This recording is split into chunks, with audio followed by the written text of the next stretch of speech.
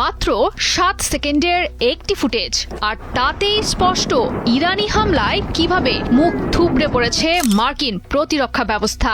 জানান দিচ্ছে আমেরিকা পিছু না হটলে গুড়িয়ে দেয়া হবে মধ্যপ্রাচ্যে থাকা সব মার্কিন স্থাপনা। ইতোমধ্যেই সামাজিক মাধ্যম এক্সে পোস্ট দিয়েছেন ইরানের পররাষ্ট্রমন্ত্রী আব্বাস আরাকচি। হুঁশিয়ারি দিয়েছেন নিরাপদ থাকতে চাইলে প্রতিপক্ষকে ত্যাগ করতে হবে হরমুজ প্রণালী এবং এর আশেপাশের অঞ্চল। এরপরও ট্রাম্প ইরানের সক্ষমতা যাচাইয়ের চেষ্টা চালালে দেয়া হবে কঠোর জবাব। মনে করিয়ে দিয়েছেন পারস্য উপসাগরে অনুপ্রবেশকারীদের করুণ পরিণতির অতীত ইতিহাসের কথা।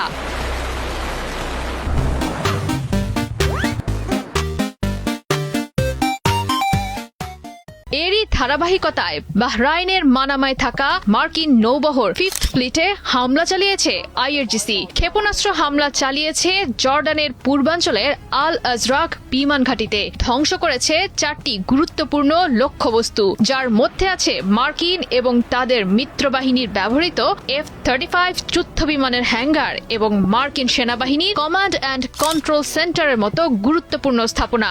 ধারণা করা হচ্ছে আইআরজিসির হামলায় ক্ষতির মুখে পড়তে পারে এ ঘাঁটিতে থাকা লকহিড মার্টিন F-35 লাইটেনিং 2 এর মতো আধুনিক স্টেলথ যুদ্ধ বিমান। ইরানের সশস্ত্র বাহিনীর প্রধান যৌথ সামরিক কমান্ড খাতাম আল আনাবিয়ার কেন্দ্রীয় সদর দপ্তর থেকে জানানো হয়, সংঘাত অব্যাহত রাখলে আরও কঠোর জবাব দেওয়ার জন্য প্রস্তুত তারা। মূলত একদিন আগে হরমুজ প্রণালীর কাছে বিধ্বস্ত হয় একটি মার্কিন AAH-64 অ্যাপাচি হেলিকপ্টার। সে সময় প্রশ্ন উঠেছিল কিভাবে ধ্বংস হলো এই শক্তিশালী মার্কিন হেলিকপ্টারটি। এর পেছনে কি ছিল আইআরজিসির ভূমিকা নাকি নিছকই যান্ত্রিক ত্রুটি? ট্রাম্প জানিয়েছিলেন মঙ্গলবারই প্রকাশ করা হবে আনুষ্ঠানিক তদন্ত প্রতিবেদন, কিন্তু তার আগেই সন্দেহের বশে ইরানে হামলা চালিয়ে বসলেন ট্রাম্প। আঘাত হানলেন হরমুজের পার্শ্ববর্তী ইরানের বেশ কয়েকটি প্রতিরক্ষা ও রাডার ব্যবস্থায়। বিস্ফোরণের শব্দ শোনা গেছে বন্দর আব্বাস, কেশম, সিরিক সহ পারস্য উপকূলবর্তী এলাকায়। এমনটাই নিশ্চিত করেছে ইরানের রাষ্ট্রীয় গণমাধ্যম IRIB। এদিকে ইরানের আধা সরকারি গণমাধ্যম মেহের নিউজের দাবি, মার্কিন অ্যাপাচি হেলিকপ্টারে কোনো হামলা চালায়নি আইআরজিসি।